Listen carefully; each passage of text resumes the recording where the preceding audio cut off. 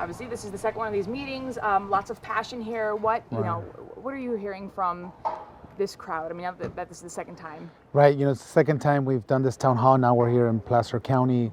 You know, you really feel people's emotions. You feel that sense of desperation that they have when they lose their coverage and how that impacts everything, you know, and for us to be here again, to be able to try to answer some of these questions, try to explain the authority we're seeking in the legislature to be able to better protect our consumers is important.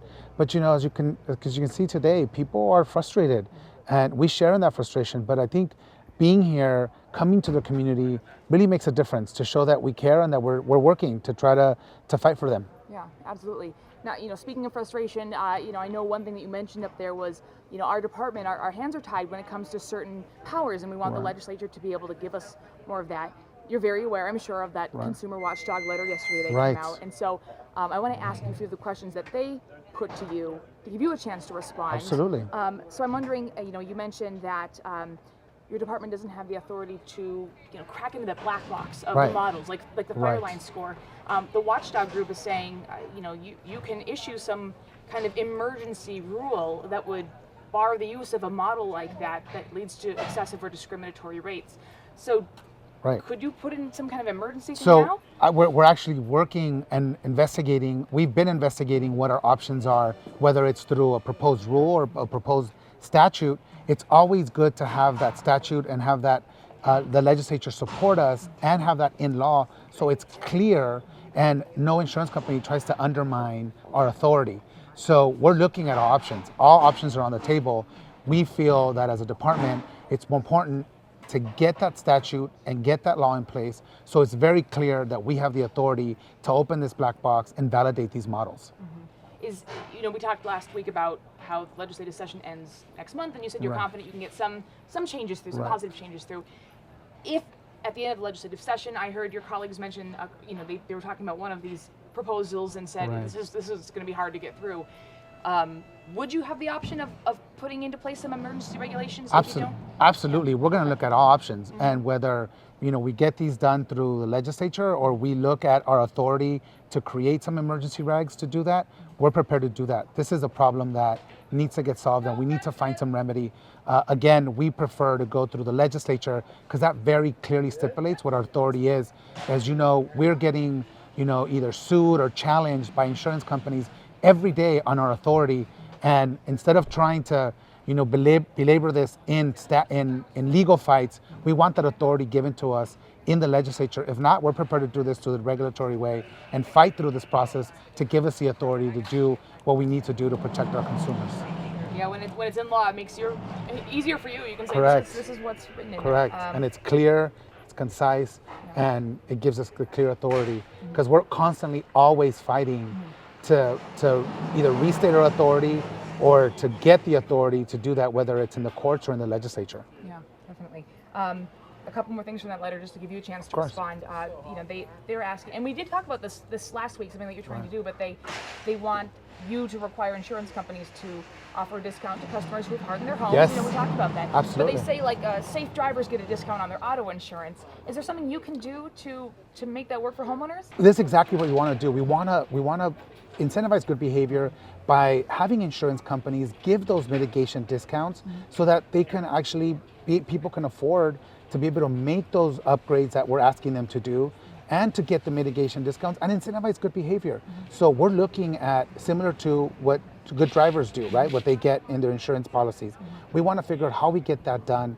We also want to make sure that those building code upgrades are included in the insurance policy so that people can have an opportunity and the resources to pay for those building code upgrades that we're asking to do and that local governments are asking people to do as well. Sure, definitely.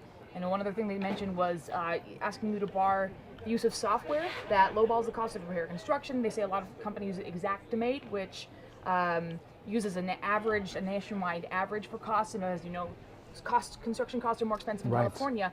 How can you move the needle on that? Right. Not only are construction costs higher, scarcity of labor is also contributing to the lack of folks being able to construct and rebuild their home. So we're looking at all these domino effects and working with our construction trades. We're working with the governor's office and other departments to figure out how do we bring the appropriate labor force that we need.